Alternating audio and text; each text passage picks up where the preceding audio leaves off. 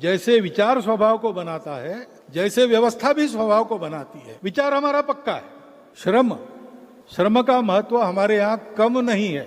हम धर्म की बात करते हैं, पूजा वाला धर्म नहीं, रिलीजन नहीं, समाज को जोड़ने वाला, उन्नत करने वाला, सबको सदा सर्वदा सुख देने वाला और सबको उन्नत करने वाला धर्म। तो उसके 4 पैर कहे जाते हैं, उसमें एक है तपस्या यानी परिश्रम।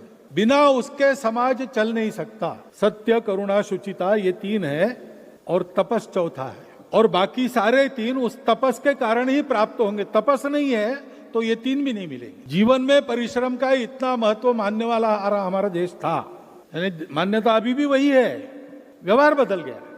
उस व्यवहार को पुनर्स्थापित करने के लिए अपने शाश्वत मूल्यों के आधार पर एक नया मॉडल दुनिया को देने के लिए हमारा मजदूर संघ चला। लेकिन चला तो जाना तो पड़ा इस व्यवस्था में से। तो उसके कौन से परिणाम है क्या?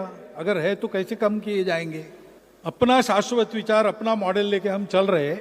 हमारा शाश्वत विचार शाश्वत है, उसके आधार पर जो मॉडल्स उस समय बने थे, प्राचीन समय में, आज का समय बदल गया है। तो हो सकता है कि हमको एक युगानुकूल नया मॉडल देना पड़े, और देना पड़ेगा हमारे शाश्वत विचार के आधार पर। और दुनिया भी कुछ अपने अपने विचार के आधार पर चली है, उनके भी अनुभव है, उसमें से भी कुछ सत्य प्राप्त हो सकता है। ये सब जोड़कर एक युगानुकूल विचार देने के लिए हम यहाँ हैं।